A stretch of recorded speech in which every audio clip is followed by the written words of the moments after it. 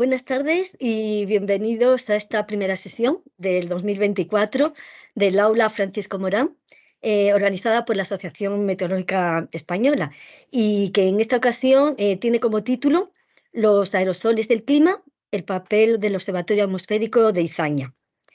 Y como ponente contamos con la doctora África Barreto Velasco, que desde el año 2020 trabaja en la Agencia Estatal de Meteorología, siendo responsable del programa de aerosoles del Centro de Investigación Atmosférica de Izaña, y que incluye medidas tanto tomadas con técnicas de teledetección como in situ.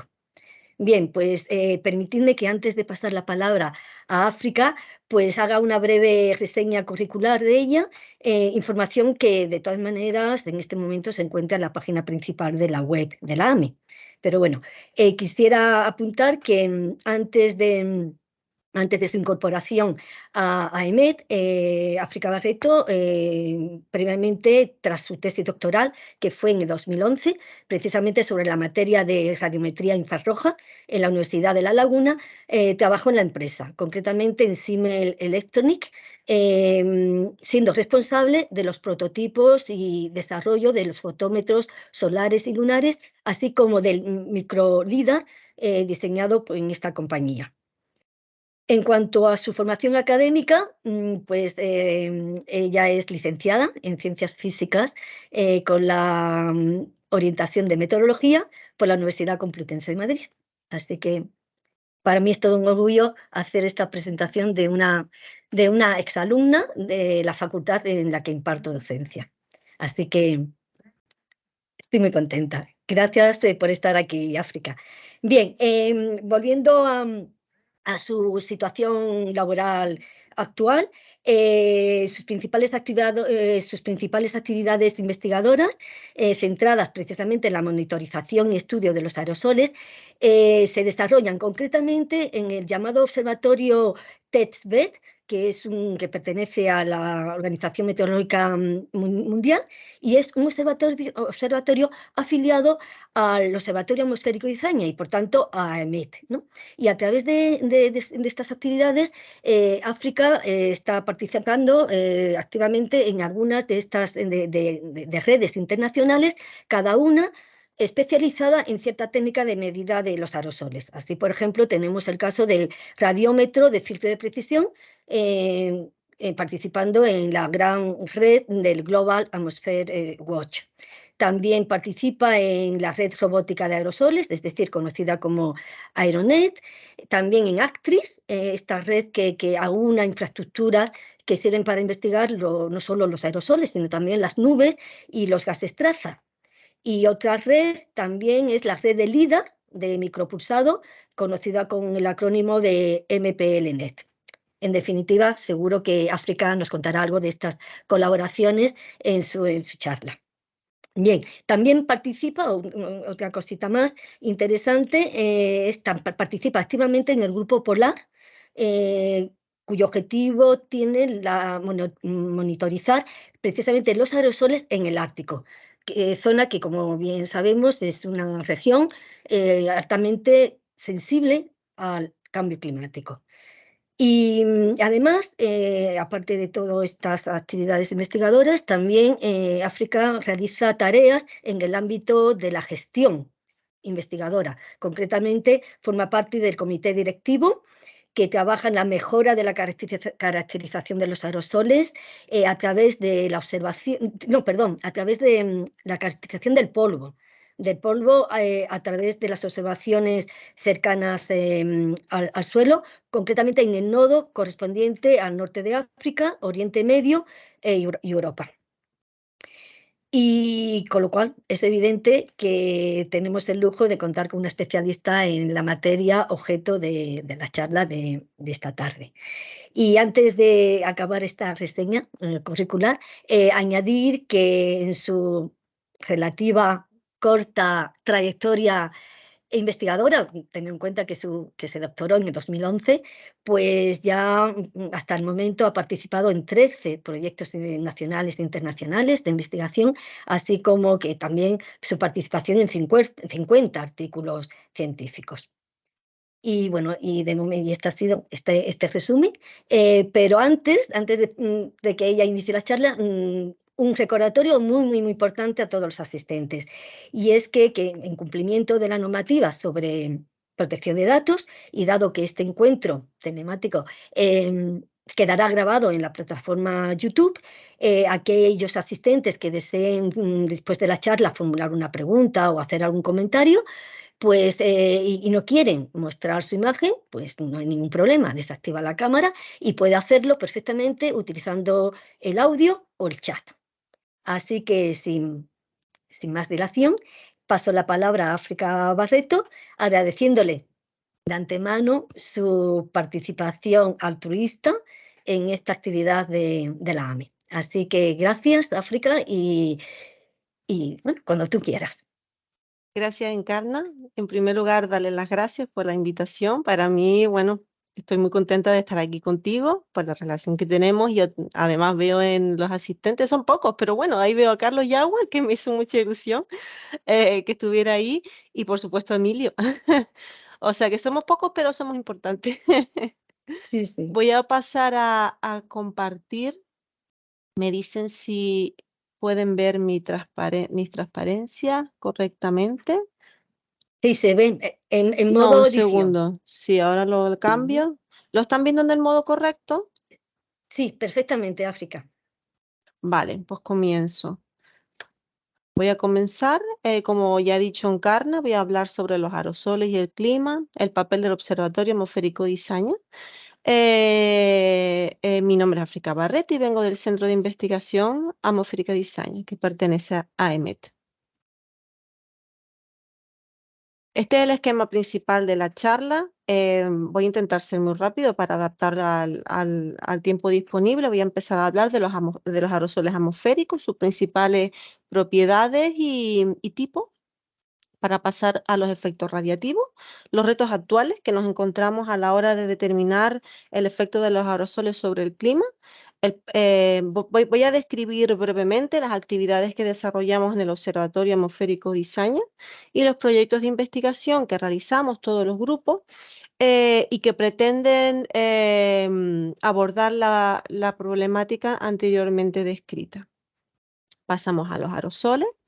La definición que da el IPCC del aerosol es muy sencillo, son aquellas partículas líquidas o sólidas suspendidas en el aire, diferentes obviamente a las gotas de nube y los cristales de hielo. En función de su emisión puede ser primario o secundario, si son emitidos directamente a la atmósfera o parten de reacciones con compuestos ya presentes en ella. Pueden ser naturales o antropogénicos, naturales como el ejemplo de la sal marina, el polvo mineral, los aerosoles volcánicos o los biológicos primarios, por ejemplo, y antropogénicos. Principalmente se trata de aerosoles de tipo carbonáceos, sulfatos, nitratos y otros compuestos orgánicos. Ya pasando a hablar de las propiedades, existen innumerables propiedades que definen los aerosoles. Yo voy a seleccionar únicamente dos. Existen propiedades microfísicas, ópticas o radiativas. Yo voy a seleccionar dos. Una de las principales es la composición química de los aerosoles, un factor clave para entender su efecto radiativo, y donde el índice de refracción es una magnitud, una propiedad de los aerosoles que se define mayoritariamente por la química del aerosol. En esta ecuación podemos ver la forma que toma con un índice, con una parte real que da cuenta de las propiedades dispersivas del aerosol y una parte imaginaria que es directamente proporcional al coeficiente de absorción. Esta es una tabla extraída del Lenoble en la que con esta magnitud podemos determinar, clasificar, por así decirlo, los tipos de aerosoles. Tenemos sulfato, no están los nitratos, pero son similares a los sulfatos, aerosoles orgánicos, organic matter, black carbon, el polvo mineral o la sal marina. Podemos ver que con el índice de refracción somos capaces de conocer los aerosoles que son altamente absorbentes, con este máximo que tenemos en el black carbon, tiene unas propiedades de absorción muy altas en el visible. Este es el máximo, este 0,4 es el valor máximo que suelen tomar los aerosoles, y el vapor de agua toma un valor aún superior de 0,5 en el caso de la onda larga. y el valor mínimo de la sal marina que no absorbe absolutamente nada, como vemos en este caso. En el caso del coeficiente de dispersión del índice real, de refracción, vemos que las partículas normalmente tienen un valor de 1,53. Este valor oscila entre 1,33 del agua pura al 1,75 del black carbon. Es un método eficiente para la categorización de los aerosoles, además de representar sus propiedades dispersivas y de absorción. Otra propiedad importante microfísica es la distribución de tamaños de los aerosoles. En la figura que ven, pueden ver los diferentes modos en los que se divide la distribución de tamaños de los aerosoles. En primer lugar, tenemos el modo de nucleación con partículas desde pocos nanómetros hasta 0,1 micra. Son partículas que se forman por nucleación o conversión directa, gas partícula, y su crecimiento se realiza por coagulación hacia el siguiente modo, y este es su principal sumidero. En este modo se contienen el black carbon, sulfato y aerosoles orgánicos. El siguiente modo, que es el modo de acumulación, está compuesto por lo que se suele llamar modo fino, y por partículas que se forman por coagulación de partículas pequeñas del modo anterior, condensación o inyección directa. Es importante que este modo tiene un único sumidero efectivo, que es la deposición húmeda. En este modo encontramos sulfatos, black carbon, el modo fino de los nitratos, el modo fino del polvo mineral y el modo fino del aerosol marino. Por último, el modo grueso, con partículas grandes, mayor de 2 micras, son las que contribuyen de manera más importante a la masa total de los aerosoles en la atmósfera, se generan por procesos mecánicos, y su sumidero efectivo es la sedimentación. Se trata de polvo mineral, aerosol marino o aerosoles biológicos. Es importante también definir el tiempo de residencia de los aerosoles en la atmósfera. Esta tabla está extraída del último informe del IPCC, en el que se pueden ver los precursores de los aerosoles, en este caso SO2 y amoníaco, y los principales aerosoles así definidos por este informe: sulfatos, nitratos, carbonáceos, marinos y polvo mineral. Podemos ver que los aerosoles forman parte de los que se llaman forzadores climáticos de vida corta, Short Life Climate Forcers, SLCF, definidos así por el IPCC, debido a su corto tiempo de vida en la atmósfera. Vemos que estamos hablando de entre minutos a semanas, y poner en contraste con los decenas y cientos de años de tiempo de vida de lo que son los gases de efecto invernadero. Dentro de esta categoría se incluyen también los gases reactivos como ozono y los NO2. En cuanto a los tipos de aerosoles, yo he hecho una clasificación basada en 5 tipos de aerosoles. Existen muchos tipos de clasificarlos, pero en este caso he incluido esta. Los dos principales son estos dos aerosoles de tipo natural, aunque el polvo mineral puede ser considerado una cierta parte antropogénica, porque son los dos aerosoles que más contribuyen a la carga total de los aerosoles en la atmósfera. En primer lugar, tenemos el polvo mineral. Los procesos de emisión son procesos eólicos. Es importante el efecto de su composición en el forzamiento radiativo de este tipo de aerosoles, la presencia de silicato para la emisión en onda larga, óxido de hierro para la absorción, sobre todo en el ultravioleta, su mezcla con oxalato para su biodisponibilidad, y la presencia de feldespato importante para que actúe como núcleos de hielo. En esta figurita de la derecha podemos ver físicamente cómo son los diferentes tipos el polvo mineral formado de agregado en la parte superior, silicatos, calcita o dolomita. En general se trata de un aerosol altamente irregular, como vemos en la figura. Por lo tanto, la polarización, las medidas con polarización son perfectas para detectarlo. En cuanto a su distribución de tamaños, es bimodal, como en el modo grueso dominante. Es importante la altura a la que llegan, puede ser entre 5 y 6 kilómetros en verano, y sobre todo, como vemos en la figura al fondo, el transporte de miles de kilómetros transoceánicos de este tipo de aerosol.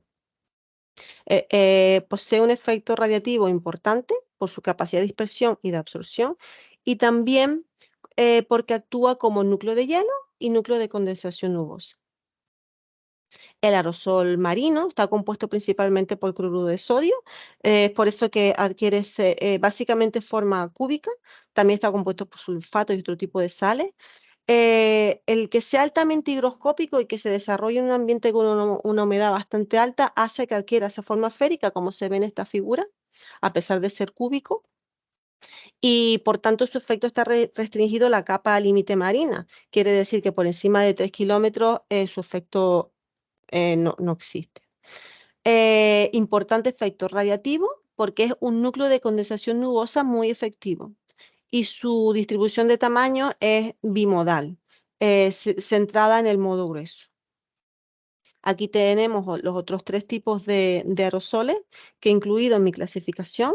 Importante, como aerosol natural, el aerosol volcánico, parte de una emisión natural de ceniza. Esto es un ejemplo de una partícula de ceniza compuesta principalmente por óxido de silicio, aluminio o hierro, gases que se emiten, SO2, ácido sulfídrico y CO2, además de vapor de agua con su consecuente efecto radiativo. Y respecto al aerosol volcánico, tiene un efecto radiativo importante. Son aerosoles altamente dispersores que se inyectan en la estratosfera. Por consiguiente, tienen un tiempo de residencia muy superior a los que se encuentran en la troposfera por la falta de fenómenos de sumidero. Tienen un transporte hemisférico y son eficientes como núcleos de hielo.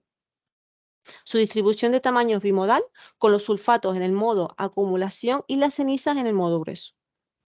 En cuanto a la quema de biomasa, puede ser una emisión tanto natural como antropogénica. Los aerosoles de este tipo son típicamente carbonáceos, black carbon y partículas orgánicas primarias o secundarias, sulfatos, nitratos y otros tipos de partículas volátiles. El black carbon es un importante agente debido a que absorbe eficientemente en el visible. Aquí vemos un ejemplo de los agregados que forman el black carbon. Esas pequeñas partículas que constituyen las partículas de black carbon. Por último, el aerosol industrial antropogénico procede de diversas fuentes, minería del carbón y sobre todo de la combustión de combustibles fósiles, y están centrados en el modo fino, sulfato, nitrato y carbonáceo. Pasamos ya a los efectos radiativos. Quedan definidos como tal en el 5º informe del IPCC, del Panel Intergubernamental sobre el Cambio Climático. Esta es una figura que he extraído de este informe, en el que habla principalmente de 2 tipos de interacciones, aerosol con la radiación y aerosol nube. En cuanto a las interacciones aerosol-radiación, tenemos un forzamiento radiativo directo de los aerosoles debido a la extinción de los mismos por procesos de dispersión y de absorción de la radiación infrarroja de manera muy eficiente, de la solar de manera muy eficiente y de la infrarroja en menor medida. Después existe una serie de ajustes rápidos inducidos por este forzamiento que se centran en el cambio del perfil vertical de la temperatura en la atmósfera, con el consiguiente cambio en, en la estabilidad atmosférica y en la formación de nubes. Estos cambios son muy complejos de estudiar porque dependen de múltiples factores, entre ellos la localización de los aerosoles en altura. En cuanto a las interacciones aerosol-nube, son todavía más complejas de conocer y suponen el cambio en los procesos microfísicos que intervienen en la formación de nubes. Son efectos instantáneos sobre el albedo debido a su papel como núcleo de condensación nubosa o núcleo de hielo. Quiere decir que suponiendo un contenido de vapor de agua constante en la atmósfera, si se liberan más aerosoles, tendremos más núcleos de condensación nubosa, de manera que la nube va a estar configurada por partículas más pequeñas, de manera que aumenta su albedo, una nube más brillante, y esto tiene un efecto bastante importante de retardo de la precipitación y de aumento del tiempo de vida de la nube. En cuanto al retardo de la precipitación, es importante porque ya se ha estimado el retardo, por ejemplo, la disminución de la precipitación en los monzones debido al efecto de los aerosoles. Existen también otros ajustes rápidos inducidos, como ocurría en el caso anterior. Importante en el forzamiento radiativo, el tamaño de los aerosoles. En estas gráficas vemos la eficiencia de extinción por unidad de masa de los aerosoles y comprobamos que los aerosoles en el modo acumulación dispersan más radiación por unidad de masa. Pero además recordemos que tenían una vida atmosférica más larga y constituyen en mayor medida, más eficientemente, los núcleos de condensación nubosa. De manera que tenemos que tener en cuenta que todas las perturbaciones, tanto naturales como antropogénicas, capaces de alterar este tipo de aerosoles, véase sulfato, véase erupciones volcánicas, van a tener un impacto mayor en el clima. Este es otro resultado del IPCC, del efecto sobre la temperatura superficial. Podemos comprobar su respuesta climática, que es un enfriamiento en casi todas las áreas del mundo, en respuesta al aumento de los aerosoles y sus precursores desde el inicio de la actividad industrial. En el recuadro podemos ver el promedio global de esta disminución, son todos valores negativos, 0,6 grados en global, 0,97 en el caso del hemisferio norte y menos 0,34 en el caso del hemisferio sur. Vemos que el hemisferio norte se encuentra más afectado por esta disminución. De manera que, a modo de resumen, presento esta gráfica muy simple para que entiendan que los aerosoles a escala global y de manera general enfrían el planeta. Así podemos entender que compensan o mitigan, al menos parcialmente, el efecto de calentamiento ejercido por los gases de efecto invernadero.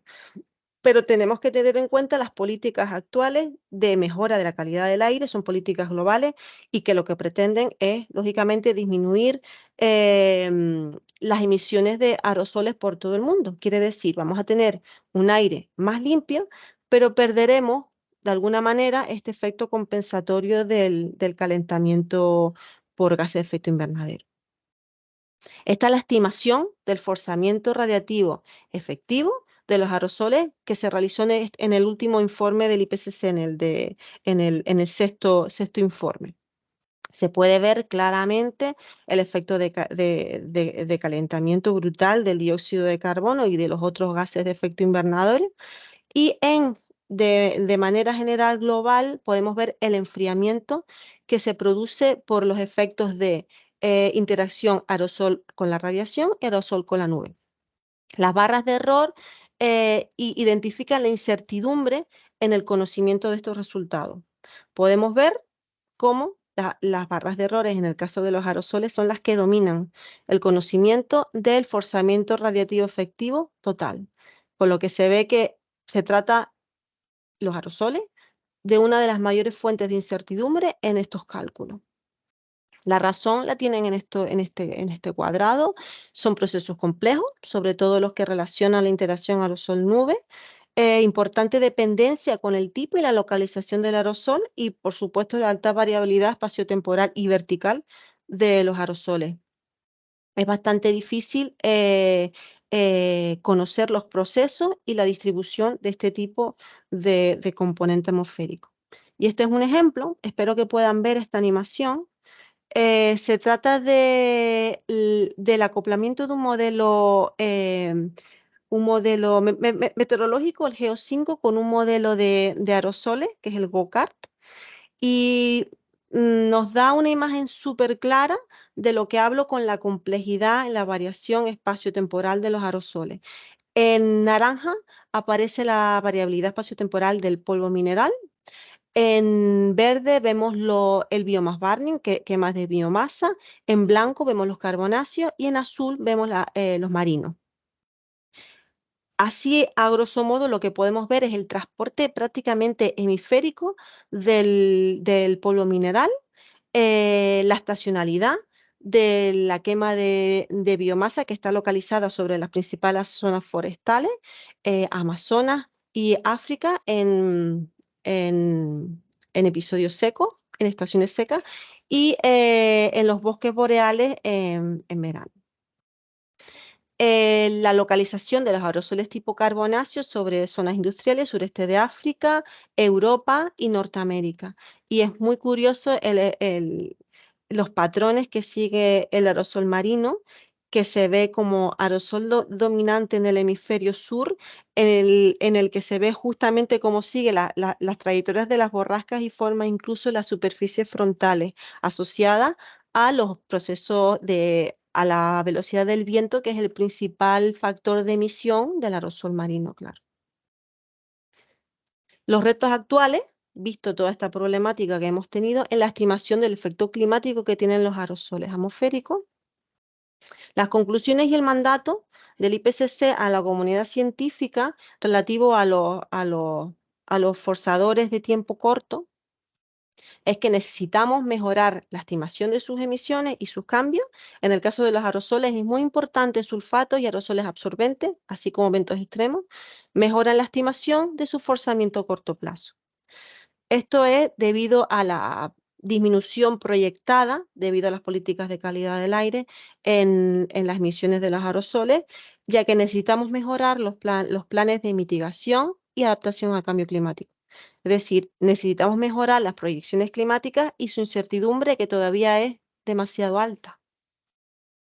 Necesitamos más información sobre los aerosoles atmosféricos.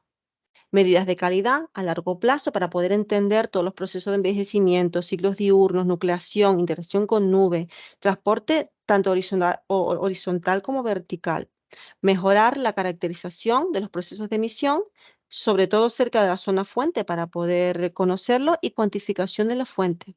Y respecto a los modelos, necesitamos medidas en lugares estratégicos para validar, inicializar y asimilar los modelos, sobre todo en el caso de eventos locales severos como pueden ser los ABUPS. En este punto voy a hacer un parón para describir superficialmente las actividades que realizamos en el Observatorio Atmosférico de Izaña. Pertenece al Centro de Investigación Atmosférico de Izaña, que a su vez pertenece a la AEMET.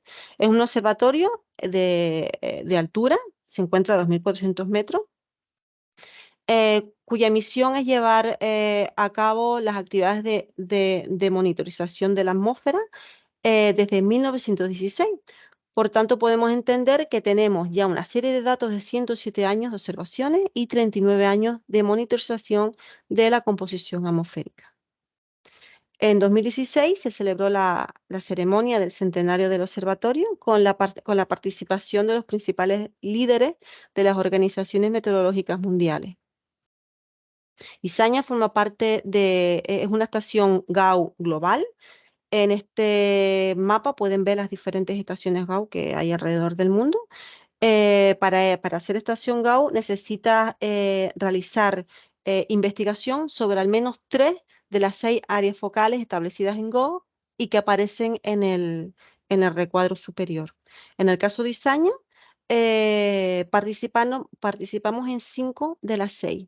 Estas son las áreas focales en las que participamos: gases de efecto invernadero, ozono, gases reactivos, aerosoles y radiación.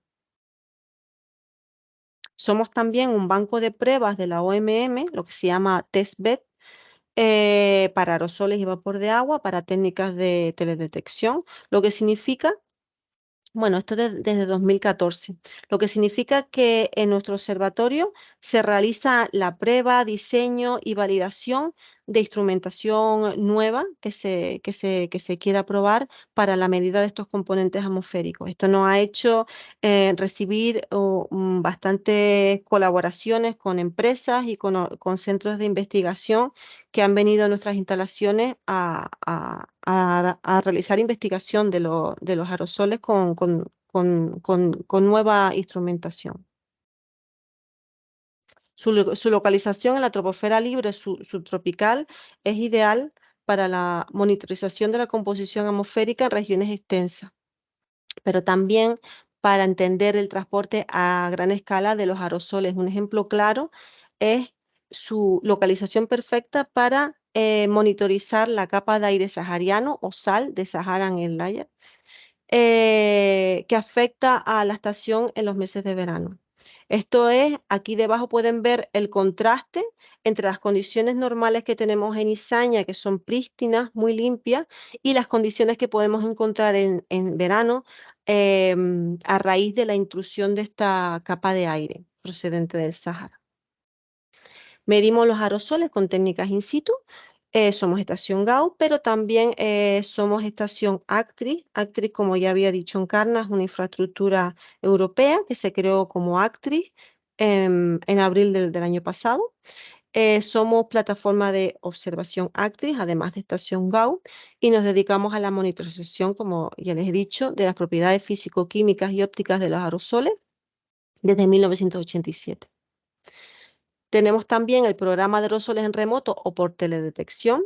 Como ya bien ha dicho Encarna, formamos parte de Aeronet, somos centro de calibración mundial de los fotómetros de referencia o máster de la red Aeronet de la NASA, además de los fotómetros chinos y del norte de África, centro de calibración ACTRI. Y participamos, hospedamos la triada GAU-PFR, como les comentaré más tarde, son los fotómetros de referencia de la OMM. Formamos parte de la red MPLNet y participamos en diversos proyectos de investigación europeo, destacando nuestra presencia dentro de proyectos de la ESA para la determinación de la irradiancia lunar extraterrestre, Euramet y diversas Action Cost para la armonización de las medidas de aerosoles y diversos proyectos con la empresa Siemens de nuevos diseños de instrumentación.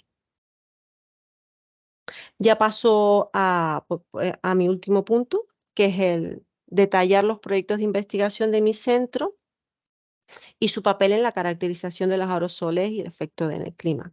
Lo voy a dividir en estos 4 puntos, que es son la realización de medidas de calidad a largo plazo, la monitorización del polvo mineral, el ciclo diurno de los aerosoles y otros efectos o sinergias. Respecto a las medidas de calidad a largo plazo, en nuestro observatorio hemos trabajado para la trazabilidad con la red OMM de referencia y la monitorización de los aerosoles a largo plazo.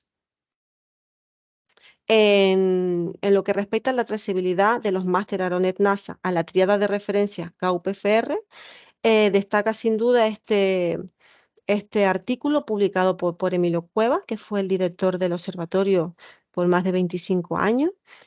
Publicó en 2019 este trabajo que surgió como un mandato de la OMM para demostrar que las dos grandes redes mundiales, que son GAU-PFR y NASA, producen la misma información relativa a los aerosoles, quiere decir, pueden ser usadas para el estudio de tendencias y para lo que vayas a usar esos datos. Esto es porque ambas redes, GAU-PFR y NASA Aeronet, tienen diferentes protocolos de calibración, tienen diferentes instrumentos, de manera que surgía la duda de si era posible usar las medidas de Aeronet para estudio de tendencia, porque hay que resaltar que la red GAU-PFR es la red de referencia establecida por la OMM para realizar las medidas de los aerosoles y su estudio de tendencia.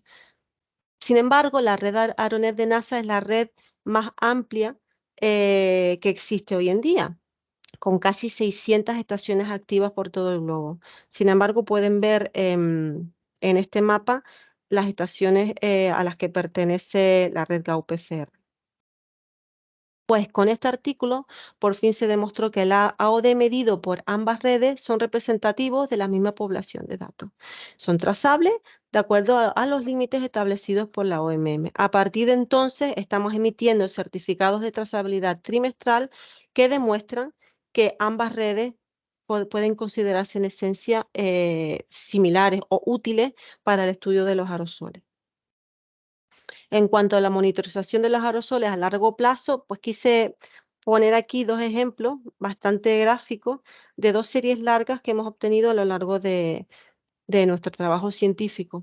Esta primera es una serie que comenzó en 1976 y fue obtenida a partir de un instrumento que no tenía, que no estaba diseñado para la medida de los aerosoles. Era a ver si me sale, espectrómetro por dispersión basado en la resonancia de la línea del potasio en 166 nanómetros.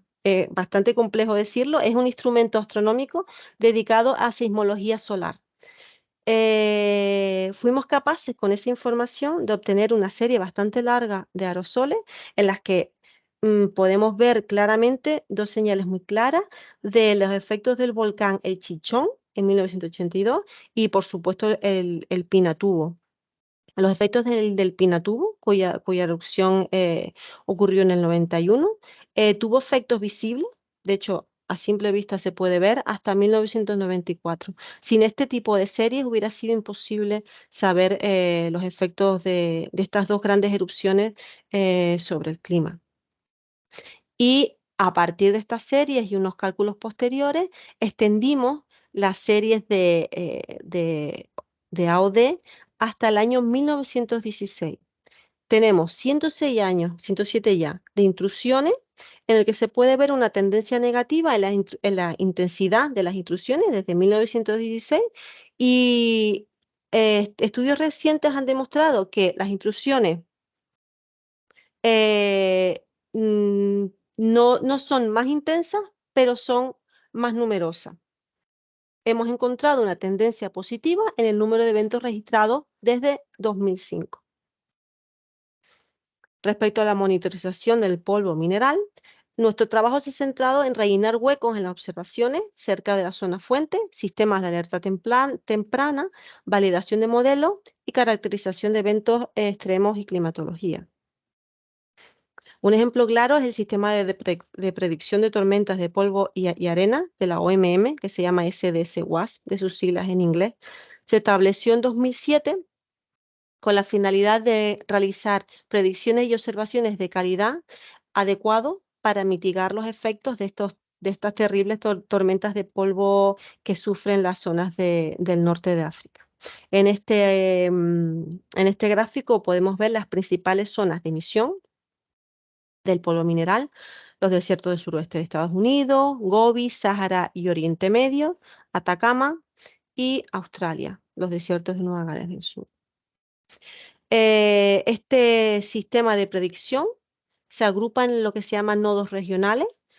Nuestra actividad investigadora se centra en el nodo del norte de África, Oriente Medio y Europa, NAME, y se centra básicamente en tratar de rellenar los huecos importantes que tenemos en las observaciones. En esta figura pueden ver la distribución de todas las estaciones ARONET en el norte de África. Saturación de estaciones en Europa, incluso en la zona del Sahel, y podemos decir que estaciones activas en el norte de África pueden ser 4, no más. Tenemos grandes extensiones de terreno que principalmente son las zonas fuentes. En este caso tenemos el modelo, el ensemble del modelo del SDSWA en el que se ven las emisiones. Quiere decir que las emisiones se restringen a esta zona y no tenemos ninguna observación para poder validarlo, asimilar o inicializar este tipo de modelo.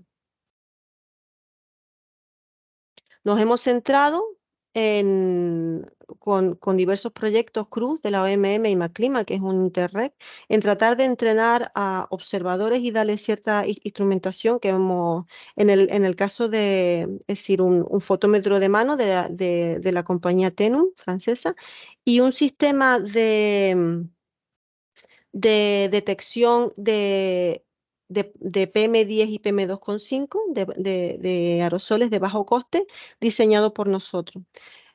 Y lo hemos distribuido por diferentes países del cinturón de polvo. Estamos hablando de Mauritania, Níger, Mali, Burkina Faso, Cabo Verde, Senegal y Chad.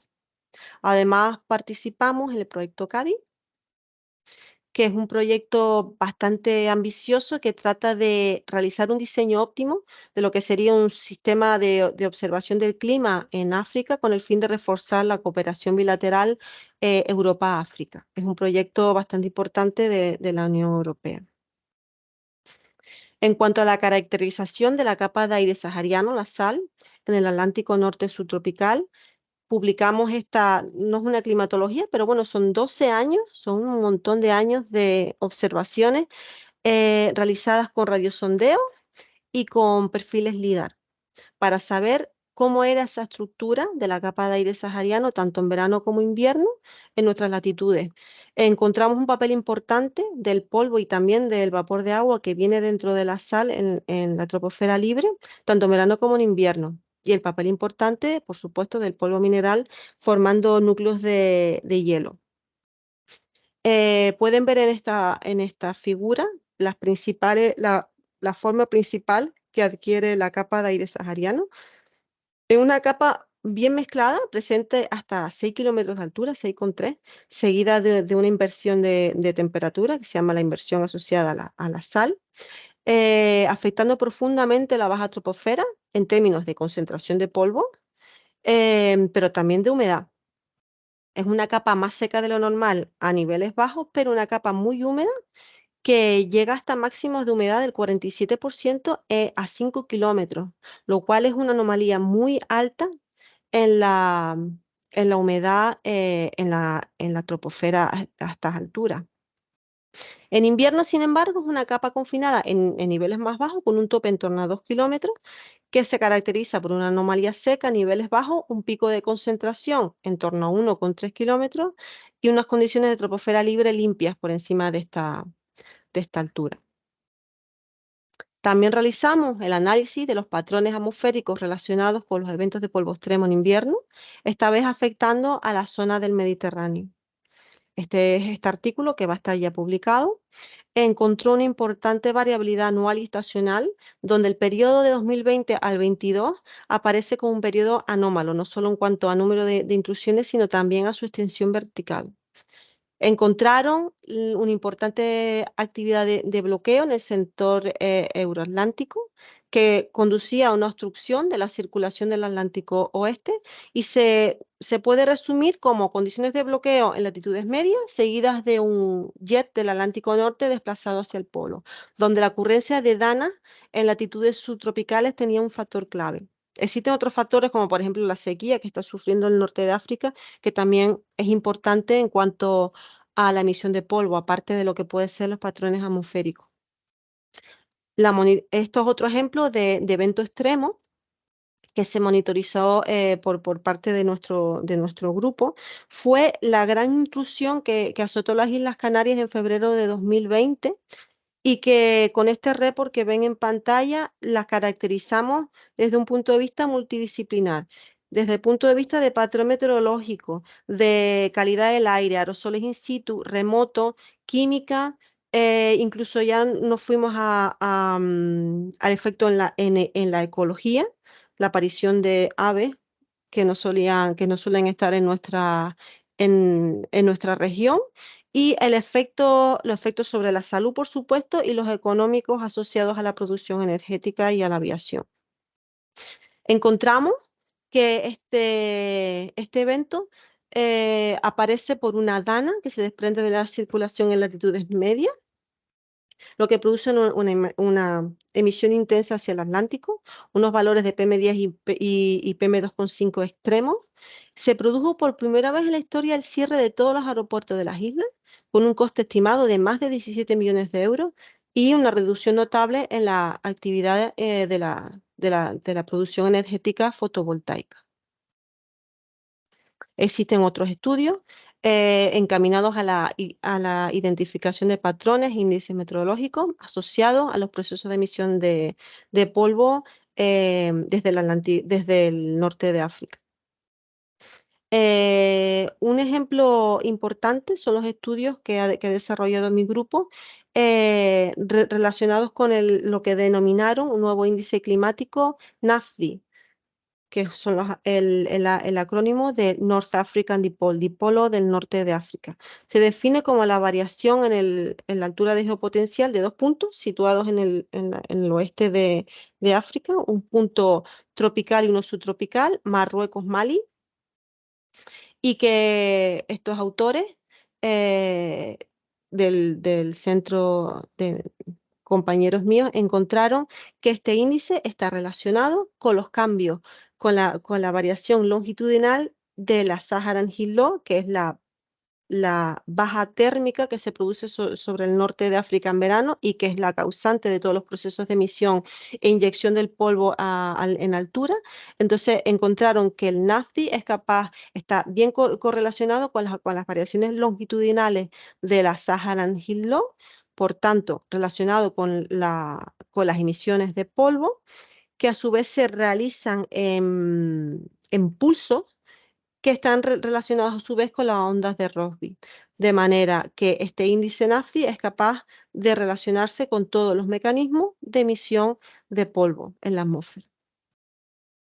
Existen otros múltiples estudios relacionados con la composición, sobre todo del polvo mineral, los cambios rápidos que se observan debido a la activación de diferentes fuentes y la meteorología. Múltiples estudios relacionados con la calidad del aire, es importante, sobre todo en nuestras islas. Este es un ejemplo de un artículo recientemente publicado en la que estimamos el impacto del cese de la producción de la refinería que teníamos en Santa Cruz, em, el impacto del cese de esas emisiones. Se estimó que desde que se tenían medidas hasta que se programó el cese de las emisiones, las partículas finas, el AOD en modo fino, disminuyó un 57%. Esto ha sido capaz gracias a las medidas con fotometría de la estación Aronet en Santa Cruz. Múltiples efectos sobre la salud, sobre todo efectos a nivel respiratorio y cardiovascular.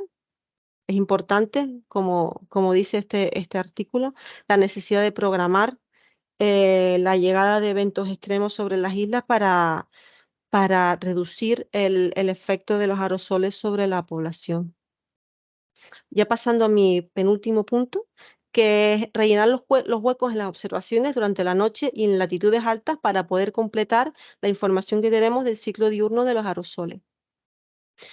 Nuestro grupo participó en el diseño y la evaluación del primer prototipo de fotómetro capaz de medir los aerosoles durante el día y la noche. Hasta ahora los fotómetros eran solares. Justo en este punto, el primer prototipo apareció en 2014.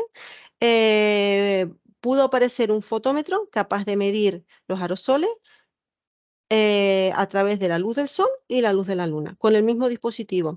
Este es un fotómetro que después pasó a ser comercial, el Simmel 318T, T de triple, porque es capaz de medir día, noche y cielo durante el día, y es el fotómetro de referencia actual de la red Aronet.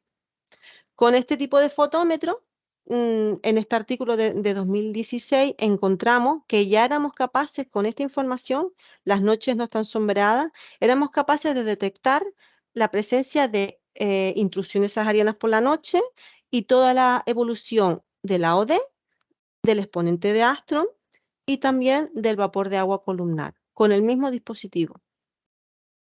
Por tanto, vamos a ser capaces de entender el ciclo diurno de los aerosoles. Este es un ejemplo de una intrusión de polvo que ocurrió por la noche.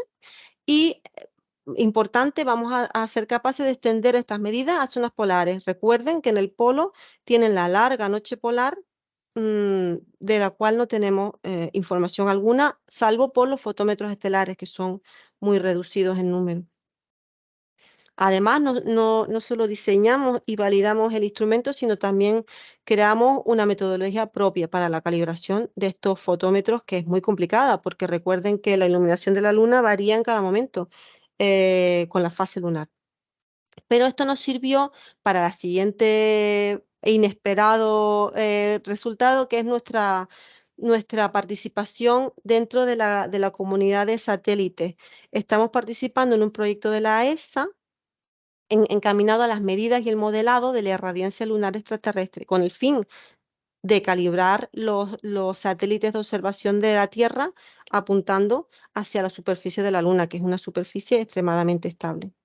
Esto significa que no necesitarían los complejos sistemas de calibración que se degradan muy fácilmente, son muy caros, y estos sistemas de observación de la Tierra les valdría con poder hacer medidas conjuntas de la superficie lunar para su calibración.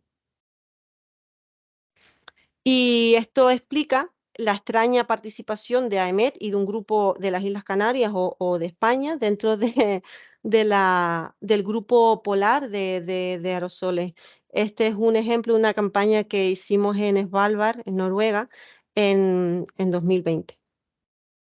Ya voy a concluir. Esto es muy rápido, otros efectos y sinergia. Aquí solo quería poner, hay muchísimos. Lo que pasa es que por falta de tiempo no he podido poner todo lo que hubiera querido. Ejemplo, por ejemplo, el uso de las medidas nocturnas está surgiendo como una herramienta clave para la inclusión de esta información dentro de los códigos de inversión para, a partir de las medidas directas, obtener las propiedades de los aerosoles. Hasta ahora esa información no la podíamos tener y no teníamos ni medidas directas ni propiedades de los aerosoles por la noche. Y pues esto es un ejemplo bastante curioso de un estudio de Sergio Rodríguez, nuestro compañero, que habla de las migraciones de los atúnidos, del atún listado que se pesca mucho por nuestra zona y su migración en función de la posición de la capa de aire sahariano que tiene una estacionalidad sur-norte dependiendo de la época del año. Y esto es todo lo que quería decir. Espero no haber sido muy, no sé cuánto tiempo llevo. Llevo mucho tiempo, lo siento. Me extendí mucho. Pues un poquito, pero bueno, ¡Uy, perdón! pero como todo ha sido muy interesante, pues nada, se te perdona y se te agradece también. Bueno, pues de nuevo muchísimas gracias por todo lo que nos has contado. Además, es evidente las múltiples y potentes aportaciones que estés haciendo desde el Observatorio Atmosférico de Izaña, labor bueno, que lleva mucho tiempo, gracias especialmente bueno, a la labor de Emilio Cuevas, pero que ha sido además tan buen maestro que ha pasado el testigo a gente muy capacitada, con lo cual pues es todo un orgullo estas actividades que se están realizando dentro de AEMET y por tanto, como digo yo, con el sello España, que yo para estas cosas me siento muy orgullosa, ¿no? Así que estupendo, gracias y que es todo un orgullo. Y bueno, pues vamos a ver si alguien se anima a hacer alguna pregunta, algún comentario. Carlos Ahí está Carlos y Emilio, ¿eh? ya está ahí participando, lo cual es de agradecer. Así que nada, Fernando, que lleva el soporte, supongo que le habrá dado ya vía libre para hablar. Así que, Sí, Carlos, bueno, cuando quieras. la verdad es que no quería hablar tan pronto. Estaba aplaudiendo, pero se me ha ido el cursor de aplaudir a participar. Pues ahora tienes que Y bueno, preguntar, Carlos. Sí, no Estamos en pasa nada. confianza, puedes preguntar Sí. lo que tú quieras. Bueno, lo primero, que me hace muchísima ilusión lo de oír y ver a África. A mí Y, también, verte ahí. y porque la verdad es que el tiempo pasa volando y parece que fue ayer cuando estuvo de alumna en la Facultad de Físicas de la Complutense. Y bueno, decía Encarna que habías leído la tesis en el 2011. Sí, O sea que, fíjate, 2011 que ya son 12 años. O sea sí, muchacho, de hace que ha tiempo. pasado mucho tiempo. Yo cuando decía, está bien lo de quitarse años, pero claro, siendo tan joven en carrera, yo creo que no hace falta decir lo de, bueno, que parece que era como recién salida, ¿no? Recién salida del bueno, cole. Pero bueno, bien. Sí. Oye, y quería aprovechar la ocasión de aprovechar para saludar a todos y especialmente a Emilio Cuevas también, bueno, que ha dirigido tan brillantemente el Centro de Izaña todos estos años y que ahora pues está disfrutando seguramente de una merecida jubilación, aunque veo que sigue publicando al mismo ritmo que cuando Sí. estaba en activo. O sea que seguro No para. que le viene fenomenal. Bueno, vamos a ver, yo tenía un par de curiosidades. Una, cuando has dicho lo de la incertidumbre que supone el tener medidas buenas, por así decirlo, datos buenos de aerosoles para evaluar, ¿no?, pues eso, el incremento de temperatura a nivel global, etcétera. Claro, muchas veces yo, que soy más de la parte de observación, pero también hacemos alguna cosa de simulaciones y de modelos, a veces estamos un poco enfrentados los modelizadores con la gente que nos dedicamos más a observación y me gustaría saber tu punto de vista sobre esta incertidumbre, en parte en el conocimiento de los procesos en el que intervienen los aerosoles, realmente de dónde se puede aprender más o mejorar más o afinar más, de trabajos más de simulación o de observaciones. Bueno, los procesos, por ejemplo, las simulaciones en cámara son vitales para entender los procesos en un ambiente controlado, pero por lo que, en general, por lo que se lee en el IPCC y en los artículos científicos, tenemos una falta muy importante de medidas en zona fuente. En el caso del polvo, que es donde yo más en el ambiente como por donde yo más desempeño mi actividad de investigación, procesos de emisión. Los procesos de emisión se caracterizan en determinadas campañas, una en el 99 y otra en el 2003. Mm, y no existen medidas a largo plazo, medidas en diferentes estaciones. Esas medidas no existen de forma continua. Quiere decir que la información que tenemos ahora está restringida a 2 o 3 campañas muy importantes que se han hecho que nos han dado ese conocimiento, pero sin medidas puntuales en esa zona, pues poco podremos hacer. ¿Cómo vamos a validar, por ejemplo, los modelos? ¿Cómo vamos a saber inicializarlos cuando comienzan los eventos a pequeña escala, como por ejemplo los ABUPS? Todo, la observación, en mi opinión, es algo crítico y es un escollo muy grande que tenemos que superar, claro. En el Y caso del la polvo, mejora, la mejora entonces de la observación es en parte por el coste, por infraestructura, por cuál es la problemática fundamental en el de caso mejor. del norte de África es evidente, son zonas súper remotas, países muy pobres que no se pueden permitir la infraestructura de poner una estación Aeronet. Son zonas remotas, afectadas por problemas sociales, guerras. Es muy complicado hacer una medida allí. Todos estos programas que yo les he estado poniendo ahora, el Maclima, Cruz, todos estos programas nos ha costado muchísimo desarrollarlos, contactar con gente, los hemos entrenado, pero estamos hablando de 6 fotómetros de mano en todo un área enorme. Y ha sido un coste, pero incluso económico, ¿eh? No solo personal. Es muy difícil por la situación que tienen esos países, falta de recursos, guerras. Hay países en los que ni siquiera te puedes meter. Ajá. Y luego, bueno, me ha llamado mucho la atención lo que has comentado hacia el final de los fotómetros midiendo en nocturno, con la luz de Sí, la luna. Y tenía dos curiosidades, claro, porque me imagino vamos, sobre todo por lo que es la evolución diurna, ¿no? Lo que es el ciclo diurno de la capa límite, pues claro, los aerosoles tienen un comportamiento muy diferente de día que de noche. Entonces, claro. supongo que eso ha supuesto un avance muy importante en las Hombre, observaciones. claro. Imagínate, y los Y polos. claro, eh, no es, o sea, ¿hace falta un mínimo de luna para poder tener medidas o incluso con valores pequeños No, de luminosidad lunar se puede obtener? de cuarto a cuarto. De cuarto a cuarto. Por Ujú, debajo del 50% no tenemos señal suficiente. ujú. En el caso del Siemens, ahora se están desarrollando otro tipo de fotómetros basados en la experiencia de Siemens. Los PFR, por ejemplo, o los PREDE, ellos dicen que pueden llegar hasta el 30, pero yo todavía no lo he visto. Mm, ujú.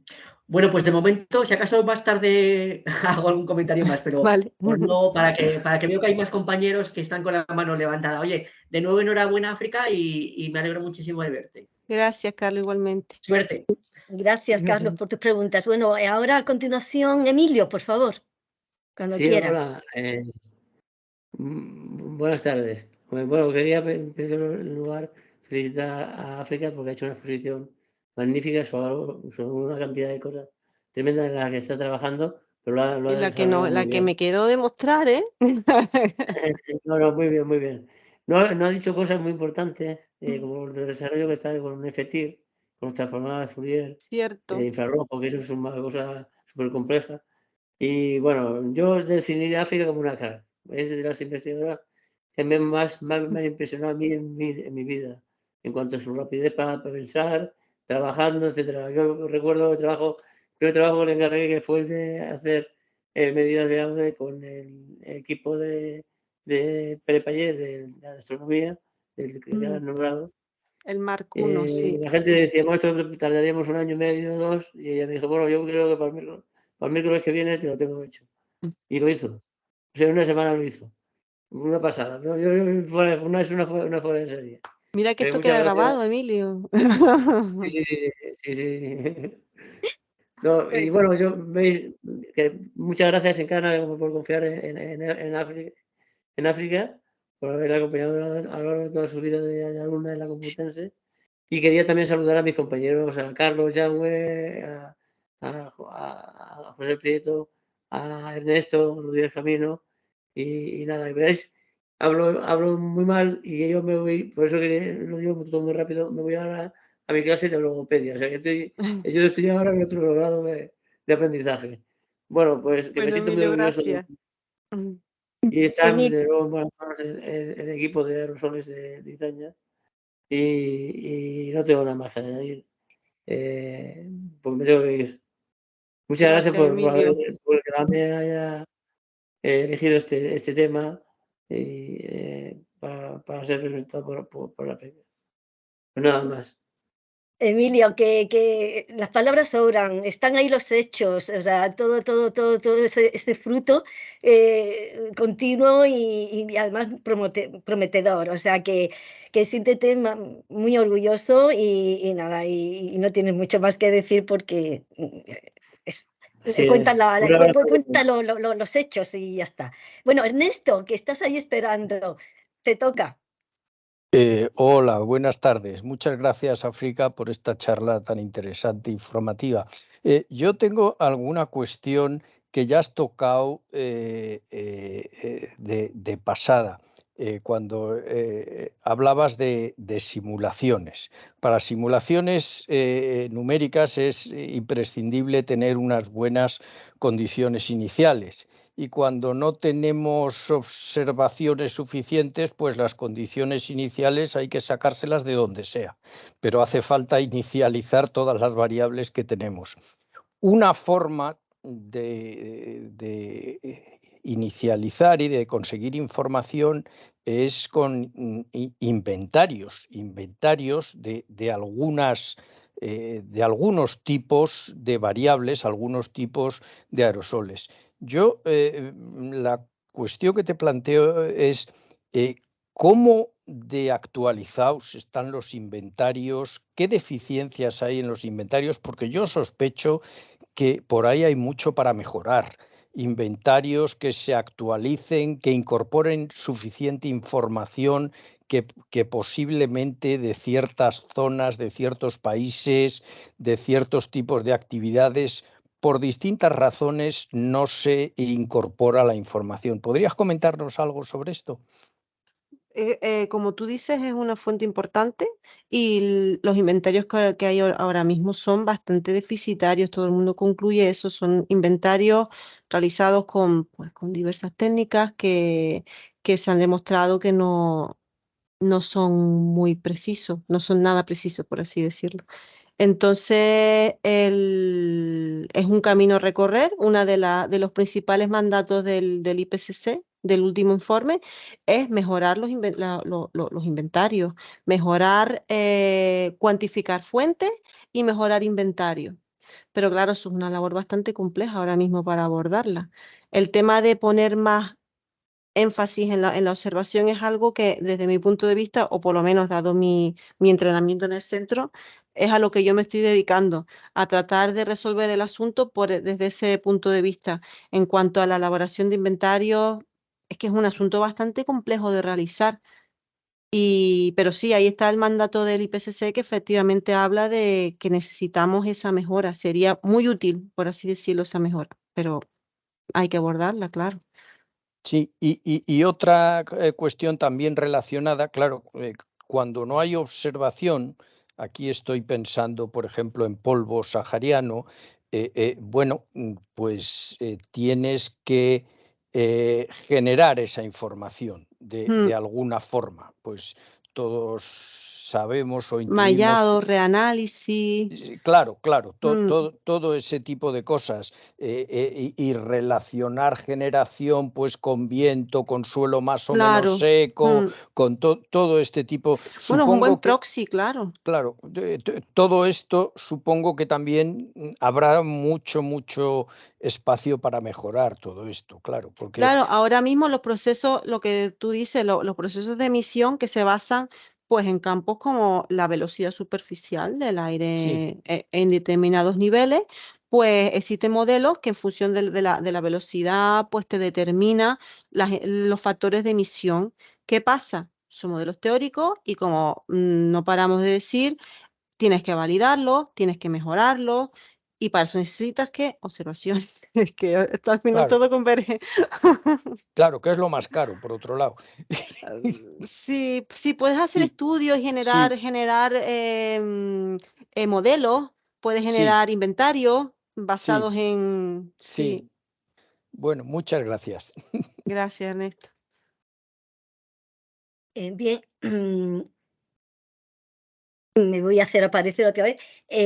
Bueno, estamos un poquito mal de tiempo, pero me gustaría Sí, formularte cuando alguna preguntita. Me ha resultado muy interesante el resultado que ha mostrado sobre el efecto del enfriamiento observado precisamente en la zona ártica, que es precisamente de manera relativa respecto al resto del planeta, pues donde la zona donde mayor enfriamiento se ha observado como consecuencia del efecto de los aerosoles. Entonces me pregunto, desde tu punto de vista, ¿a qué se debe ello? ¿A que ha habido realmente a un a una mejora en la observación y por tanto se conoce mejor que antes o realmente ha habido un aumento en las fuentes asociadas a los aerosoles? Y te refieres al a las, mínimo, sí, al mínimo de temperatura por encima de exacta, 75 grados que sale. me refiero realmente al mapa que pusiste sobre Sí. de manera espacial Bueno, la zona este mapa ártica. es importante es un mapa del efecto sobre la temperatura de la variación de los aerosoles Ujú. entre la época preindustrial y la línea base que es del 95 al Por 2014. eso es consecuencia a que realmente antes había pocas observaciones y por tanto no se identificaba tan bien el efecto real de los aerosoles en aquel momento, o que realmente ha aumentado de una manera, o sea, ha aumentado las fuentes directas e indirectas, que luego has mostrado que las fuentes de los aerosoles en aquella zona son precisamente de sal marina, si no he entendido No, mal. bueno, Mm, no, sobre la zona, Ártica. la contribución principal de la sal marina es en el hemisferio sur. En la zona ártica tienes un montón de polución que te llega Mm, desde latitudes medias ah, por toda la vale. circulación. En la zona ártica, bueno, el ejemplo es la foto que puse de la niebla ártica, del Arctic Mm, Haze. Es un patrón mm. definido y que tiene un máximo en verano, pero también lo tenemos en invierno. Por así decirlo, la zona ártica es el sumidero de los aerosoles atmosféricos que tenemos en latitudes medias. Vale. Tienen un transporte directo, no directo, pero bueno, en función de la circulación atmosférica y afecta muchísimo a Vale. las condiciones que tienen en el Ártico. Mm, Es un medio ambiente, además que piensa los procesos de deposición del aerosol sobre la criosfera, es un clima súper delicado y súper afectado por la polución que le llega de las latitudes medias. Y lo que tú dices, hasta ahora no se tenía casi nada de información. El tema de la niebla ártica, del Arctic Haze, empezó, sí, la primera climatología se publicó en el año 2000. Hasta ujú, ese momento no se sabía lo que pasaba solamente durante el día polar. No ujú, se sabía por la noche lo que había, lo que no había, era un desconocimiento absoluto, ujú. hasta que se hizo una pequeña climatología con un fotómetro estelar y ahora hay una monitorización continua, ahora tenemos una cantidad de información que antes no teníamos, claro. Bueno, pues habrá que esperar unos cuantos años más para poder realmente fiarnos de los resultados, o sea, para que la comparativa sea lo más realista posible.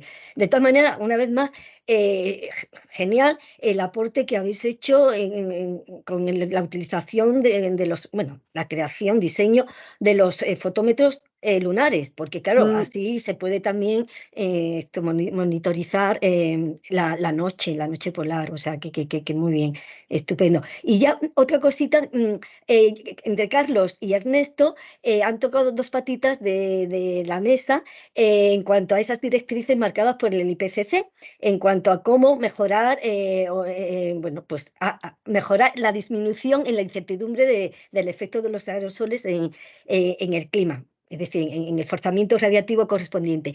Y esa tercera patita, la que yo quiero tocar, es precisamente la parte técnica.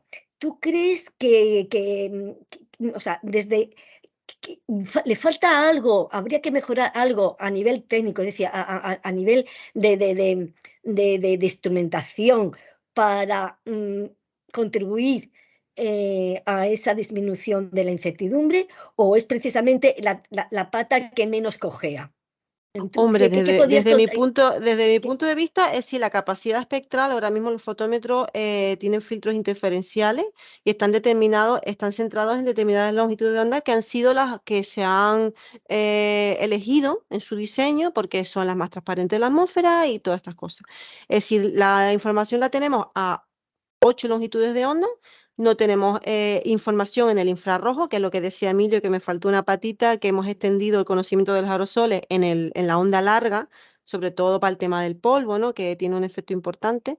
Pero en cuanto a instrumentación, creo que si nos quedáramos como estamos ahora y pudiéramos desplegarla por todo el globo, bien nos iría. Bueno, pues es todo un orgullo que la parte técnica al menos también está bastante bien desarrollada, y bueno, pues si se puede mejorar, pues bienvenido sea. Y bueno, y ya veo que quedamos muy poquitos, con lo cual, Claro, que pues soltar. nada, es verdad que bueno, pues que se ha extendido la cosa un poquito, pero bueno, ha merecido la pena. Así que solamente, antes de dar por concluida la sesión, dar las gracias, por supuesto, a África y a los asistentes, los que siguen y los que ya se han marchado, y bueno, y reemplazar a todo el mundo, quienes vean la grabación, a la próxima Aula Morón, que será pues en torno a un mes. Según está programado, será sobre el día 8 de febrero, que volveremos a tener al profesor José Luis Sánchez hablándonos del granizo. Y que, bueno, y de todas maneras, yo lanzo ahí un globo sonda, y como habéis comentado que habría todavía muchas cosas que contar desde Izaña, pues y pensando en otra posible charla Aula Mora, con tiempo. Y nada más, os reiterar las gracias a todos y especialmente a ti. Y bueno, y al soporte técnico Sí. que está ahí escondido, pero gracias a él todo esto se está llevando a cabo. Bueno, pues nada, gracias a todos y hasta la Gracias. próxima.